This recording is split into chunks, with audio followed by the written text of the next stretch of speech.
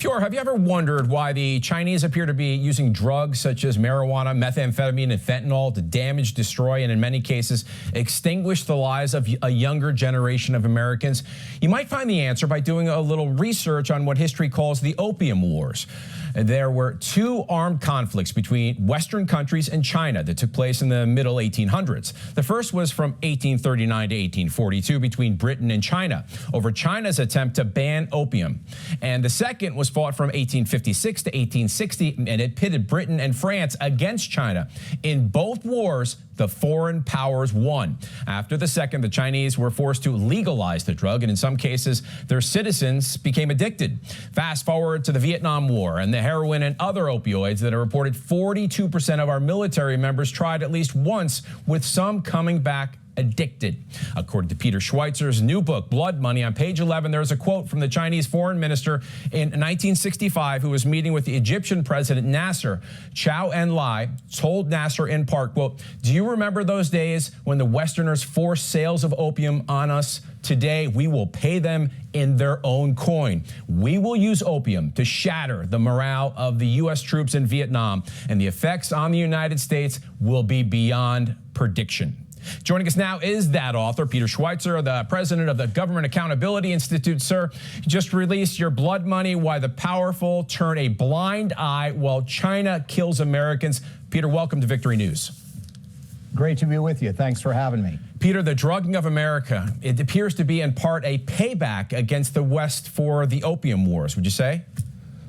Yeah, absolutely. I mean, China's officials say that. It also conforms with their doctrine, which is called disintegration warfare. And the idea is to essentially disintegrate the United States by pitting us against each other, by drugging us, by causing social chaos, so that they don't actually have to fight a kinetic fighting war with us. So this fits very, very nicely with their overall national strategy towards us. Mm-hmm.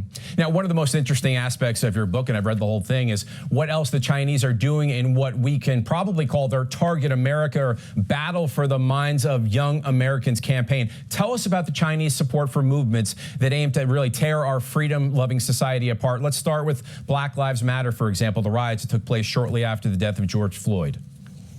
Yeah, in 2020, of course, America was on fire with these riots. A lot of people felt they were kind of spontaneous. The fact of the matter is there were a couple of groups, very small groups, that are closely aligned with China. They are devoted and committed to China that operate in the United States. One is called FRSO. The other one's called PSL. They were behind most of these violent protests. And this conforms with the Chinese strategy of watching the fire burn from across the river. In other words, you want to encourage and stoke tension in the United States, but you want to have plausible deniability that you are not actually involved. Mm-hmm. By the way, these same two organizations, FRSO and PSL, are the ones leading the pro-Hamas demonstrations, violent ones that are occurring right now. Very good point. Now, one of the weapons the Chinese reportedly use to ignite unrest is social media like TikTok, Facebook, X, and Instagram, where you say in many instances they pose as Americans, such as username, for example, Ultra MAGA Bella. Tell us about her. Yeah, the Chinese military has thousands of personnel, each one of whom has thousands of social media accounts in the West, and they are posing as Americans, and they're doing this to sow discord, dissension, and conflict in the United States. Half of these accounts basically post things that say America's a racist society, it's irredeemable. The other half of them posts things like, I only like white people. What they're trying to do is pit us against each other. If there's some note of optimism in this book, it's my contention that we are not perhaps as divided as we think we are. China is fanning the flames and making it seem that there's a lot more social division than there is. Then you're right that the hand of China is also on one of our most divisive issues of the day, the trans movement. Tell us about that and the groups here in the U.S. that are supporting the Pro People's Forum, for example, Code Pink, PSL. Yeah, this is probably the biggest surprise for me in researching the book. Two of the biggest supporters of the trans movement in the United States are actually Chinese-based billionaires. One is an American named Roy Singham, who made his money in part because of deals in China. He moved to China. He's sympathetic to the CCP. He supports radical causes in the United States, including the trans movement. He's put more than $160 million into these causes over the last several years. The other one is a billionaire named Joe Tsai, co-founder of Alibaba. He's put tens of millions of dollars into trans research and trans issues. The strange thing here, of course, is they don't support these causes in China itself. They only fund them and support them in America, which leads me to the conclusion that this is a lot more about sowing conflict and division in our country than it is actual a pure support for this cause.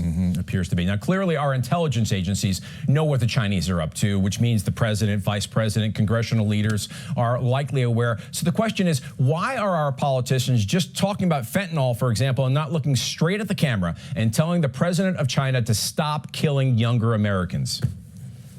Yeah, this is a Chinese-run operation. The drug cartels are the junior partner. The problem is that some officials, and I would say in both political parties, are compromised. If you look at the Biden family, it's very, very close to the fentanyl trade itself. What do I mean by that? Well, the Sinaloa cartel, who are the kings of fentanyl, were basically set up to do that by a Chinese criminal gang called UBG that is headed by a gentleman who goes by the name White Wolf.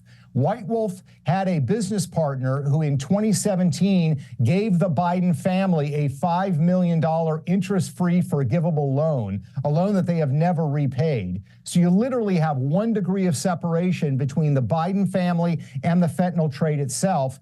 Little surprise to me that Joe Biden actually wants to have a conversation about this or highlight China's role in this. It's a tragedy, and it really is, I think, one of the most shocking things in American history. Okay. Peter, we got about 30 seconds left. What else can you tell us that we can learn from your book that we have not touched on? Well, I think a couple of things. Number one, America is on fire. There's a lot of conflict. China is holding an empty can of gasoline. They may not have started the fire, but they're igniting it. And our leaders are not doing their job. They're remaining silent, and we need to hold them into account. Peter Schweizer, Blood Money, a must-read. Thank you for joining us. Thanks so much for having me. You bet.